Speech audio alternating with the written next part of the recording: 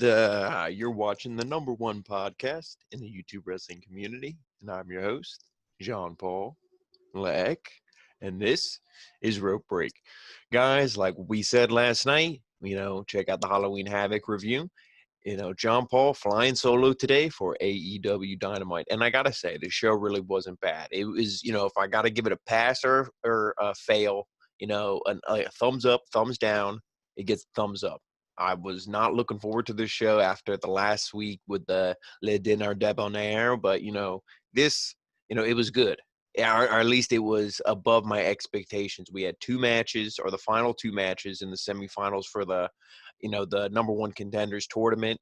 We saw the rematch between Cody and everyone's favorite Orange Cassidy. So, it was a pretty packed show.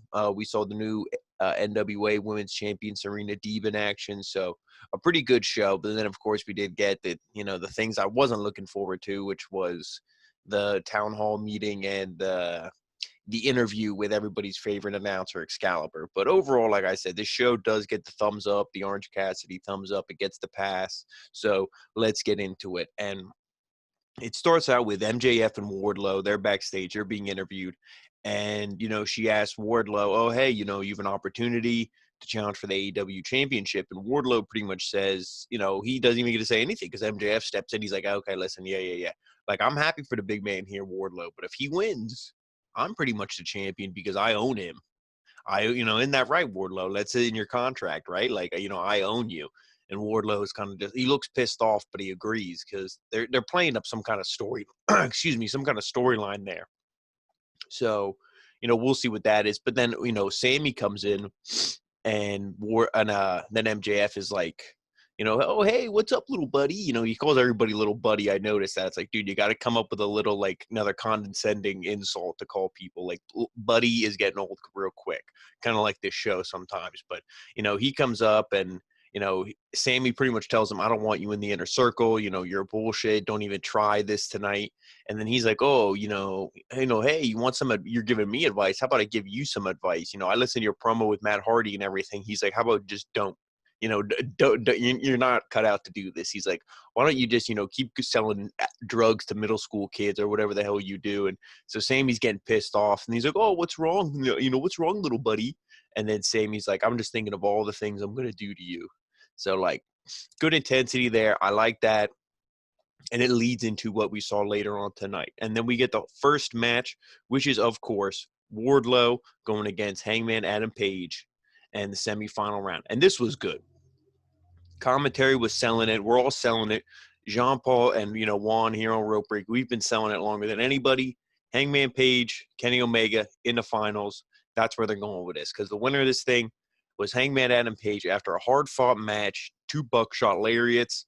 Wardlow kicks out right at 3.5. Hangman Page barely gets him, but it was a good match. The only thing I will say is ever since that Rich Holland spot, there's a lot of times where guys are just diving to the outside, and especially on AEW, just diving constantly, whether it's moonsaults or, suicidas, whatever, just constant diving. And it's like, you don't need to do this because eventually somebody's going to roll an ankle. They're going to snap and they're going to do a Sid Vicious or that portly gentleman who thought it would be a good idea to jump off the top rope with no training and no physical, athletic skill in his body. So, sometimes when you do shit like that, you're going to break a leg. So, let's not see that. But the right guy won here after a great match. Wardlow, to me, is not buried with this because as long as they keep pushing MJF and he's there, he's going to look strong. And also, like I said, Wardlow kicking out, at the, pretty much right after the 3 count was really good.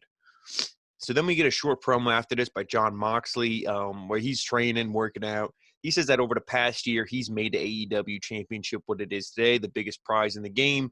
And he says that Kingston better be ready at Full Gear because he is. And he called out Kingston. He's like, you're like people like you who just take shortcuts. You don't deserve this and everything. So, good promo by Moxley. Like we always say, he's always a fantastic promo. So let me get Eddie Kingston in the ring, and he's pissed. He's like, oh, yeah, you guys went to commercial break during my entrance. This is bullshit. And he's like, oh, Moxley's not here tonight, but I am. And I'm going to, show you guys, how good I am against that joke at the Battle Royal, Matt Sydal. Then he pretty much says, the same shtick. Oh, I wasn't eliminated. Ain't that right, Lance Archer? We see Lance and Jake are sitting in the crowd. So then we get Eddie Kingston versus Matt Sydal for the second match here. And this was pretty good. It was short. Matt Sydal looked good. They debuted him in that Battle Royal, and then he went right to AEW Dark. It's just like, okay, see you later. This might be his first match, I think, on Dynamite.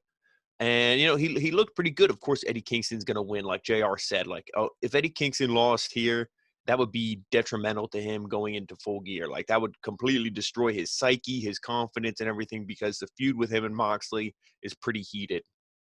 And, of course, he didn't lose here.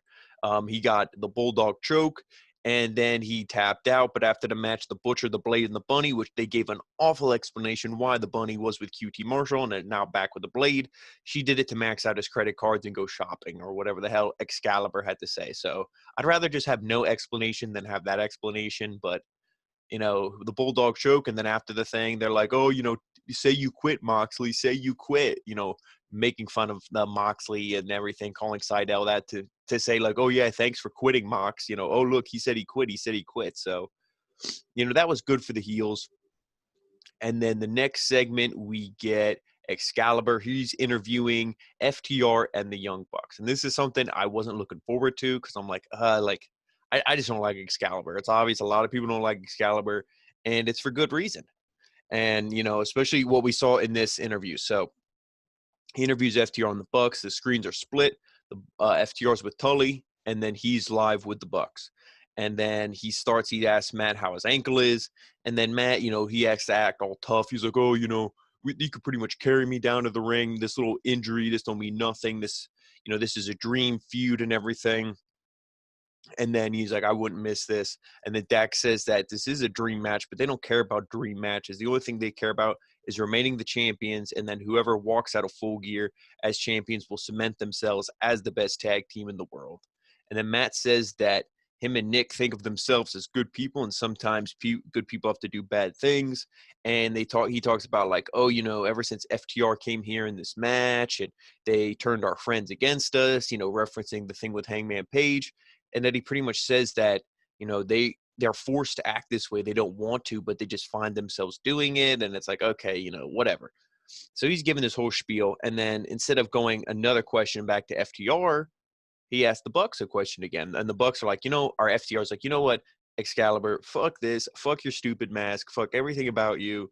Like, clearly you don't want to talk to us. You just want to talk to your little buddies, the Bucks. So we'll see you later. So they get up and they leave, and Excalibur's like, so, but then he asked Nick Jackson anyway. So he's like, oh, Nick, if they don't, he's like, oh, like, what's going on? Like, I just wanted to ask you this. And then they go on and they pretty much say that if they don't win a Full Gear, like, this match means everything to them. And like, they go full Cody because, and I guess AEW can't think of good stipulations. They, maybe they thought, or Tony Khan or whoever saw how much people love that stipulation when Cody said against Jericho, oh, if I don't win, I'll never challenge again, because the Bucks said it here. Are they going to do that twice with two founding EVPs or whatever the hell they're called? No. The Bucks are going to win this thing. But when they've had this stipulation, they said, if we don't win this, we'll never challenge for them again. Instead of Excalibur taking it seriously and being like, oh, like, are you sure? Like, that's you saw how that worked out for Cody. He was just like, wow. Like, really? You're going to chuckle? Like, you should act like this is something serious, not chuckle like an idiot. But that just proves his, how he is as a character, a person, and a professional. So then it's time for the town hall. So we get the two segments back to back that I was nervous about. The interview thing was short. It was sweet, so I didn't really care too much. Town hall, a little bit dragged out, but it was what it was. It was good in the end. In the beginning, it was slow. It was like, but, it starts out, it was pretty much, I guess, run or overseen, however you want to call it, by Dasha and Tony. The Inner Circle comes out, then MJF, and they set up everything. And they pretty much just people asking why MJF should be in the Inner Circle or why Jericho would consider him. It's just like, whatever. I don't understand why you needed all these other people. But Luchasaurus, he asked how MJF can contribute, financially to the Inner Circle. And MJF shows a pie chart. He's like, oh, look, this is the Inner Circle without me. This is them with me. And then you see the stocks going all the way up. And then Reba, she comes out with Britt Baker, and she's like, "Oh, Jericho, I love your smile. I love," and she's all like, getting the floor all wet, and then Britt's like, "Ew, like get out of here, you gross! Like, what the hell's going on here?" So she's like, you're being weird. And then she says that MJF isn't a nice guy, and he might be trying to trick Jericho. And then Jericho sees like, "I'm aware of MJF's past," and then he says that he is a friend, but he's not, privy to the inner circle's private business yet. And he's not as dumb as Cody. And if MJF tries to trick him, he will knock his teeth out. Then MJF is like, "Oh, I'd never try to turn on you, blah, blah, blah." He's like, I'm in the business. I want to be just as good as you. And then Peter Avalon is the next question. He's like, "Oh, I'm just going to shoot my shot. Can I join the inner circle?" And then everybody just laughs at him. And it's like, yeah, okay, no. So then we get, our next guest, Eric B. Like, "Oh, I wonder who this could be." Then Eric Bischoff comes out to like a mediocre pop. JR goes, "Oh, look who it is." And that's how I feel when I see JR. I mean, no, when I see JR, yeah, excuse me. No, that's how I feel when I see Eric Bischoff. Eric Bischoff, to me, I get no reaction. I don't pop. There's nothing. To me, the only legit thing was the theme song he had on Raw. After that, done. If I'm gonna go off on a shoot, if it wasn't for Hogan, Nash, and Scott Hall, he wouldn't be shit. He wouldn't have the NWO. He wouldn't be shit. No one would even remember Eric Bischoff's name. So he comes out and he pretty much, does his best John F. Kennedy. And he's like, "What would you do for the inner circle? Are not like what the inner circle would do for you, but what would you do for the inner circle?" And MJF says he's a total package, but his one weakness is that he's not the best team player. And he says joining the inner circle will teach him how to be a better teammate. And Bischoff says that he's worked with Jericho and that he's a prima donna, and that Jericho cuts him off and he starts yelling at him. And then Tony Schiavone actually grows a set of balls and tells Jericho to shut up. But with the Bucks, he was all like, "Oh, no, that's okay. I like them." So, again, I don't know who writes this show, who, does any of this shit, but then Jericho, he shuts up. And then Bischoff tells MJF that he has the same prima donna characteristics, and he asks him what will happen if he joins the inner circle, and then him and Jericho butt heads, and MJF avoids that question, and he says that there's a witch hunt, and that Jericho asks him to answer the question and explain why he deserves a spot, but instead MJF lists all the things that he's done recently for Jericho of his career and last week, and then the best segment of the history of professional wrestling. False. And then MJF says that Jericho, he's like, "What haven't I done?" And then Jericho replies, "You haven't beat me." There it is. This is a whole thing. This is all we wanted. It should have been like, "Hey, you want to join the inner circle? Okay, you buy me these coats, you kiss my ass, you do all this shit, whatever. You want to join the inner circle? Let's see you tango with a boss, okay?" That's what this whole thing should have been. No dinner debonair, no town hall meeting, none of this bullshit. That's all it is. Hey, you want to join? Beat me. So Jericho challenges him to a match of Full Gear, and if MJF can win, then he's in. MJF says that it's, the biggest opportunity and that he'll do anything. And Santana and Ortiz, they run down MJF. I believe it was just Santana. And he says that, he's like, "We don't like you. Sammy don't like you. You know that. I don't like you. Jericho's giving you this opportunity." Ortiz is like, okay, like he don't care one way or the other. And Jake Hager's not here right now. He's training to beat someone's ass in MMA. So you know what? It's going to be me and my boy Sammy against you and Wardlow next week. You won't even make it to Full Gear.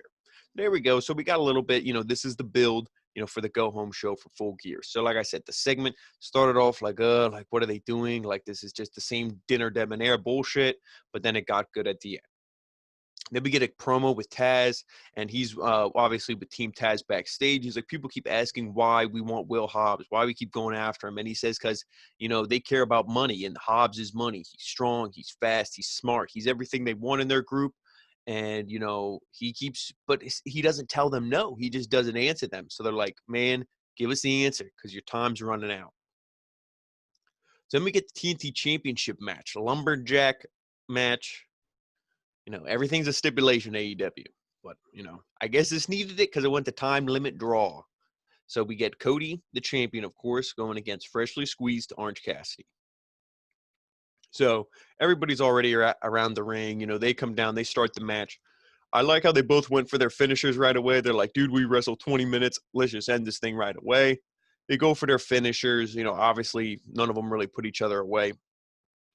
and this, I actually think this match was a little bit better, even though it had the lumberjacks and all that stuff. It was really good, lots of back and forth. Cody, you see that aggressiveness, that cockiness, but then Kip kept like leaving moments for Orange Cassidy to remain in this thing. And, like I said, both guys hit their moves, they hit their finishers, but at the end of the thing, when all kind of hell broke loose, I believe it was Silver or Alex Reynolds. It was one of them. Yeah, Alex Reynolds, I think, was on the apron, and Cassidy like punched him off, or Cody punched him off, but then Silver was in the ring, and Silver punched Cassidy, and then Cassidy kind of fell to Cody's corner, and then Arn Anderson punched Orange Cassidy, so he gets the double sucker punch, and then Cody throws Silver out of the ring, and then, he hits the crossroads, pins Orange Cassidy 1, 2, 3. So he retains. Darby Allin's watching in the back or in the crowd. He's like, okay, I'm coming for you at Full Gear. And if I had to make a prediction, I could see Cody losing it. Darby Allin, that's a legit person to drop the belt to. We'll see. Was Cody going to lose here? No. They give Orange Cassidy the rematch, and then this is pretty much just setting up, Orange Cassidy, the best friends, probably going to be feuding with the Dark Order next. I don't know. We'll see, because they're kind of doing the thing with what is it, Miro and Kip Sabian. So who knows? But this was decent. Like I said, I think I liked it more than the match that they had last week. And then after the thing, all hell breaks loose after the bell. Everybody's beating on each other. And, like I said, Darby Allin's watching the crowd, but everybody's just, beating each other up, because you can't just end a lumberjack match without everybody beating each other up, right? So then the best friends, they're walking backstage. They get stopped by Kip Sabian and Miro, and they're like, "Oh, hey, we're sorry. We didn't mean to beat you up. It's all legit. It was just that Allen, the arcade cabinet or whatever was, Miro bought me that as a wedding present and everything." And then Orange Cassidy or Penelope Ford walks up dressed as Orange Cassidy and asks them trick or treat, and then Miro and Sabian, they beat the hell out of them, and like I said, that sets up the feud. We'll see. I don't like Miro in the tag team. I'm not really that big on the best friends. So this to me is But as long as Miro wins and eventually he breaks away from Kip Sabian, then I don't care. But then we get the NWA Women's Championship match. Newly crowned champion on Tuesday, Serena Deeb, going against Layla Hirsch, I believe her is how you pronounce her last name. She was really good. This is the first time I saw her, legit Layla Hirsch.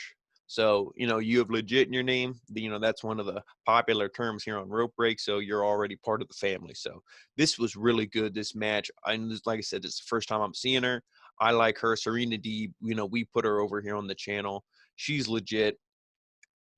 But, a good showcase match for her.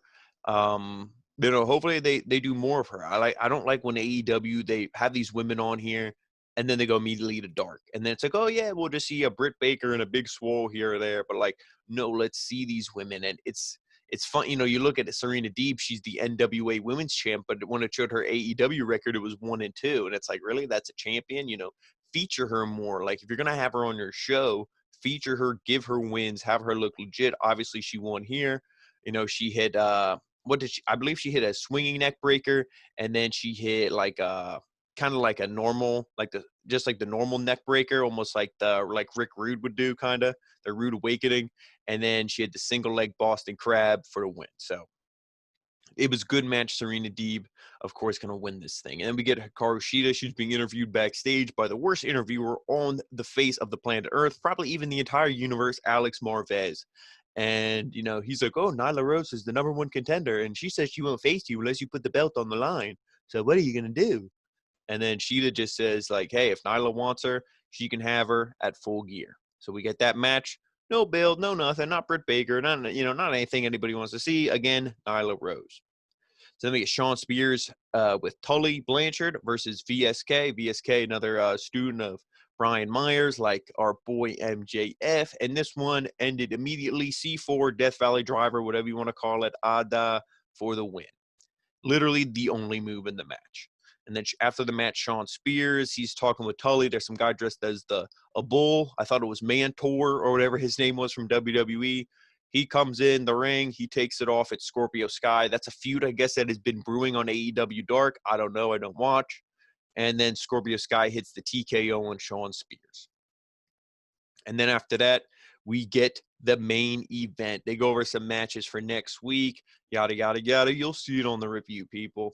So then we get Kenny Omega versus Penta El Zero Miedo, or Pentagon Jr. Let's call him what he is. And Phoenix comes out. And one quick thing I wanted to note, didn't play a part in the match. I just want to know if any of you guys thought it as well. Phoenix came out, got a white towel. I'm like, oh no, please don't tell me Phoenix is going to throw in that towel and then it's going to be something where they feud the Lucha Brothers. We didn't see that, thankfully, so I'm happy about that. So this was, like I said, the main event, the second match in the semifinals to determine who will face Hangman Adam Page at Full Gear. And this match was really good. Excalibur said this is the second time that Pentagon and Kenny Omega fought. I'm not sure if that's the case. I know it's the second time in AEW in a singles match, but I don't know if it's the second time ever. But if it is, that's pretty cool. Their first match at All In was good. This match, here was good as well. I like how it started. Kenny Omega had the shirt on, and he's like, oh, okay, whatever. And then they started wrestling a little bit, and then they were doing the chops to each other. And then eventually Kenny was like, okay, screw your chops. And then they really started going. But I like when he takes off his shirt and he has the AAA Omega Championship on, and he's just like looks at Phoenix because Phoenix is the one who he beat for that. And he's like, yeah, that's right. I got your belt. So good stuff here from the heel Kenny. Like I said, once he pretty much lures in Pentagon with that chop shit, and then I think he hits a big knee strike or something on him, and then the match really gets going. Kenny Omega, some people love him, or a lot of people love him. Some people hate him. I'm a fan of his. I think this is good. The only thing, Pentagon, I really like too. I think he's good. The only thing I don't like is the whole doing the glove thing. That's really slow. I feel like unless you're really into him or Lucha or some kind to me, if a guy's doing that, I'm gonna hit him with a spinning back fist to the face. I'm gonna knock him out. I'm gonna do something like that. I'm gonna kick him in the gut. Hit something on him. I'm not gonna just let him pull his glove off. But I guess they do it for the show. It's AEW, so I don't know what I expect. But besides that, Pentagon is legit, and this match was really good. Tons of hard hitting stuff. I like when at the end of the thing, Pentagon, he hit a Canadian or Mexican destroyer or just a regular destroyer, whatever you want to call it, on the stage that leads to the ring, because there's no you don't step up, it's just completely level. So he hits that. It's awesome stuff, and pretty much just working over then he works over the arm, because Kenny can barely hit the one-winged angel at the end of the thing. But of course, a bunch of V-trigger knee strikes, and then he eventually hits the one-winged angel on Pentagon. 1, 2, 3. He wins this thing. Of course, that's what we want. Again, in the Hangman Adam Page match, commentary was putting over that matchup. They said, oh, this is a matchup I think we all want to see. These guys have been talking a lot of trash, and so of course, that's what we want to see. That's what we got. So it was good. And at the end of the thing, Kenny Omega, he's like, put my championship on my good shoulder. That's right. And he's good. So we're going to see that matchup at Full Gear. So I'm excited. Full Gear is actually shaping up to be a pretty decent pay-per-view with the addition of MJF and Chris Jericho. So I think that's going to be good. And, of course, Kenny Omega, Hangman Adam Page, Moxley and Kingston should be all right. Hikaru Shida, Nyla Rose, we'll talk about it more, for the go-home show. But, guys, that was AEW Dynamite. Like I said, it gets the thumbs up from Orange Cassidy. It gets the pass for me this week. More good than bad. And, I'm definitely looking forward, like I just said, to Full Gear. So that will be coming. And we will hopefully have our, guest from the last pay-per-view previews and predictions. Glenn Davidson should hopefully be joining us for the Full Gear review, so we're excited for that. So, guys, make sure you follow us on all the social media if you haven't already. Rope Break on Facebook, the OG Rope Break on Twitter, Original Rope Break on Instagram, Original Rope Break right here on YouTube for the #1 podcast, and, of course, our newest home, alleverythingentertainment.com. So, guys, thank you so much for watching, and we'll see you next time with NXT UK review, where my boy Dragunov is going to beat Walter. That's right, you heard it here. So, guys, have a good one.